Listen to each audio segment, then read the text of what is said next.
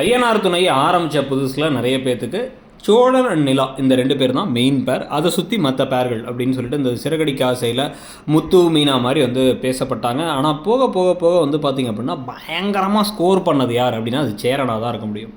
அநியாயத்துக்கு நல்லவரா, அதே சமயத்தில் மெச்சூரானவரா, அந்த பழைய விஜயகாந்த் படங்கள்லாம் வந்து அவர் வந்து அண்ணனாக இருப்பார், கீழே தம்பிகள்லாம் இருப்பாங்கல்ல, அந்த மாதிரி ஒரு சூப்பரான ஒரு ட்ராக்கில் இப்போ கொண்டு போயிட்டுருக்காங்க. அதுலேயும் முக்கியமாக வந்து பார்த்திங்கன்னா இன்றைக்கி மணமேடையில் நின்று தாலியும் ஏற்றுக்கிட்டு அங்கே எல்லாம் ஃபங்க்ஷன்லாம் நடந்து முடிய எல்லோரும் மாற்றி மாற்றி ஃபோட்டோ எடுத்துக்கிறாங்க குடும்பமாக. மேலே கார்த்திகா வரும்பொழுது அவங்க தனியாக சேரன் கூட ஃபோட்டோ எடுத்துக்கணும்னு நினைக்க பல்லவன் நான் எங்கேயும் நகர மாட்டேங்கிறார். அப்புறம் கீழே வந்ததுக்கப்புறமா கீழேயாச்சும் வந்து அவங்க கூட சேர்ந்து ஃபோட்டோ எடுத்துக்கணும், எங்கள் அம்மாட்ட அடி மிதியெல்லாம் வாங்கிட்டு வந்தது அவங்க கூட ஃபோட்டோ எடுத்துக்க தான் அவங்க கூட இருக்கதான்னு சொல்லிட்டு ஃபோட்டோலாம் எடுத்துக்கிறாங்க.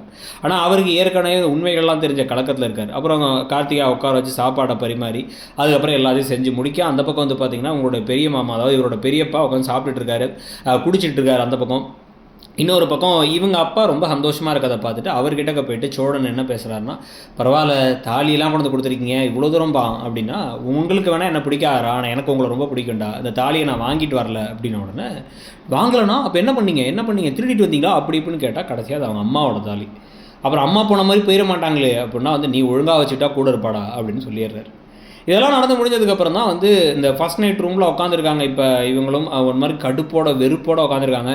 உள்ளார போயிட்டு வந்து நிலா கிட்டக்க சோழன் வந்து ரொம்ப தேங்க்ஸுங்க அப்படின்லாம் வந்து பேச, விடுங்க நடிக்கணும்னு முடிவு பண்ணியாச்சு, முழுசாக நடிச்சிட வேண்டி தான் நடித்தேன், ஆனால் நாளைக்கு காலையில் நான் வந்து கிளம்பி ஹாஸ்டல் போயிடுவேங்கிறாங்க. இந்த ஹாஸ்டல் போகிறத விட மாட்டாங்களான்ட்டு சரிங்க பார்த்துக்கலாங்கன்னு சொல்லிட்டு கிளம்பி வெளில வராரு. ஆனால் இவருக்கு உங்களை அங்கேயே அனுப்புறதுக்கு எந்த மனசும் கிடையாது. ஸோ இந்த பிரச்சனைகள் ஒரு பக்கம் போயிட்டு இருக்கும் பொழுது இன்னொரு பக்கம் சேரனை அவாய்ட் பண்ணிடலாம் அப்படி நினைக்கும் பொழுது சேரன் இவரை பிடிச்சி என்ன தாண்டா நினச்சிட்டு இருக்கோம் மனசில், எங்ககிட்ட அந்த பொண்ணு உன்னை காதலிச்சான்னு காதலிக்கலன்னு தெரிஞ்சிருச்சு, எல்லாமே பொய் சொல்லியிருக்க அப்படின்னா உங்கள் மனசை கஷ்டப்படக்கூடாதுன்னு தான் சொன்னேங்கிறார்.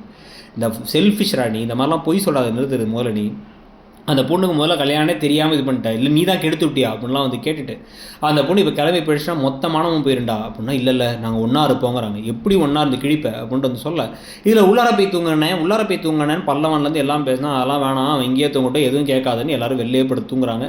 இதுக்கப்புறம் தான் பலதரப்பட்ட பிரச்சனைகள்லாம் வரப்போகுது. இவர் போய் அந்த பொண்ணுகிட்ட நீங்கள் இங்கேயே இருந்தால் நல்லா இருக்கும்னா நிலா கிட்ட கேட்க போகிறார் சேரன், இதெல்லாம் பற்றி நீங்கள் நினைக்கிறீங்கிறத சொல்லுங்கள்.